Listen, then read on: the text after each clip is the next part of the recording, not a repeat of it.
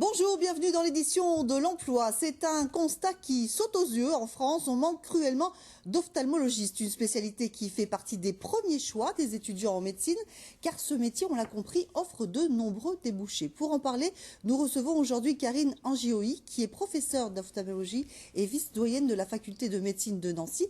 Bonjour, merci tout d'abord d'être avec nous. Alors, combien y a-t-il d'ophtalmologistes en Lorraine ? On estime qu'il y a environ 170 ophtalmologistes en Lorraine, ce qui représente une densité qui est assez proche de la moyenne de la France. Certes, cette densité n'est pas tout à fait la même dans tous les départements lorrains, mais globalement, on constate qu'il y a pas mal d'ophtalmologistes sur l'axe Nancy, Metz, Thionville, un petit peu moins dans des départements plus ruraux, et que c'est parfois un petit peu difficile pour la population parce qu'il y a cette différence même dans la région. D'accord, alors justement, on manque d'ophtalmologistes, effectivement, c'est plus ou moins ciblé. Comment vous l'expliquez ? Alors, je crois qu'en fait, la demande augmente très clairement. Certes, il y a un manque, mais parce que la population a de plus en plus de besoins et que tout le monde devient de plus en plus exigeant. C'est-à-dire que ça va à tous les âges de la population. Déjà, pour les enfants, on fait un dépistage beaucoup plus précoce, les parents sont plus attentifs, les médecins généralistes également. Et puis, au niveau scolaire, on fait aussi un dépistage. Et puis, la population vieillit à l'autre extrémité, et donc les pathologies qui vont avec le vieillissement augmentent elles aussi. Nous les prenons en charge, en particulier la dégénérescence maculaire et la cataracte, qui est la chirurgie la plus fréquente en France. Et surtout, cette dégénérescence maculaire, nous la soignons et nous avons un nombre de visites important à effectuer chez tous les patients qui sont suivis et pris en charge pour leur traitement.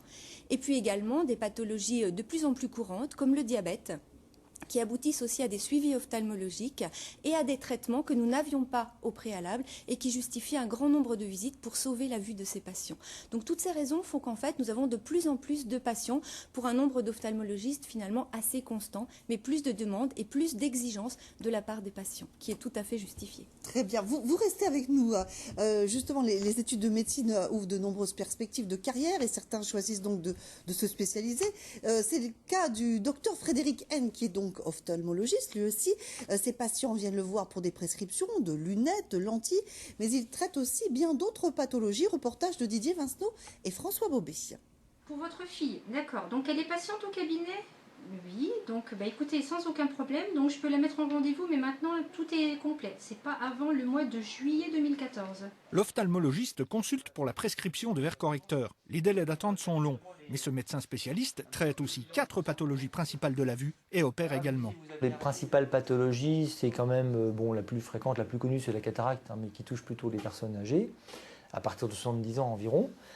Maintenant, vous avez une pathologie importante qui est le glaucome, qui est une pathologie tout de même difficile parce que souvent le patient ne sait pas qu'il a de la tension dans l'œil, parce qu'il n'a pas forcément de maux de tête, de choses comme ça. Et il n'y a que l'examen ophtalmologique qui va pouvoir le découvrir. Ensuite, l'autre pathologie, vous avez donc le diabète aussi, c'est une pathologie très importante. Là aussi qui peut faire de gros dégâts au niveau des yeux. Et puis la dernière grande pathologie qui est en pleine mouvance, du fait du vieillissement de la population, c'est la fameuse DMLA, dont on a vu de nombreux spots télévisés avec les lignes tordues du carrelage de salle de bain ou de la cuisine. Donc le patient lui-même là devient acteur de sa maladie, il s'auto-surveille si vous voulez. Et en cas de vision effectivement dédoublée ou gondolée, il faut consulter rapidement pour voir si effectivement là aussi tel laser ou telle injection ne pourrait pas stopper la maladie. L'orthoptiste effectue les examens de base. Nous, en fait, notre mission, c'est de voir les patients donc, en pré-consultation. Donc, on fait un petit débriefing en fait, donc, de la pathologie, les antécédents, s'il y a quelque chose de doléance, quelque chose de particulier. Donc, on fait tout ce qui est examen complémentaire et examen préliminaire, quoi. L'évolution des techniques est constante. Pratique, appareil, technique d'intervention. La télémédecine représente également un véritable enjeu pour la profession. On dédie un local, on forme une assistante, infirmière, paramédicale, orthoptiste. On la forme à des examens de mesure. Il s'agit de prendre des photos du patient. Avec ces photos de patient, comme ici par exemple un OCT, Optical Coherence Tomographie, qui permet en dilatation de la pupille de voir le fond d'œil, de voir la rétine, on va dépister un certain nombre de maladies. La recherche constitue une part de l'activité de ce médecin, comme la technique laser correctrice de la presbytie, ouvrant à l'isovision. Des techniques modernes au service du patient qui permettent une meilleure prise en charge des pathologies oculaires. Alors la télémédecine, c'est un sujet que vous connaissez bien, qui présente un véritable intérêt. Tout de même, vous y mettez un bémol. Oui, la télémédecine est très intéressante, mais dans le domaine de l'ophtalmologie, elle ne peut pas s'appliquer à toutes les pathologies. Elle s'appliquera en particulier quand on peut faire des photos de l'œil et transmettre à distance. Et donc, je vous parlais tout à l'heure de la dégénérescence maculaire ou du diabète. Elle peut permettre un dépistage, certes, mais il faut toute une chaîne. La photo est prise par un assistant, comme le disait mon confrère tout à l'heure éventuellement, et à distance, envoyée à un spécialiste qui sait lire cette photo, et on peut dépister si le patient doit être vu ou non en consultation.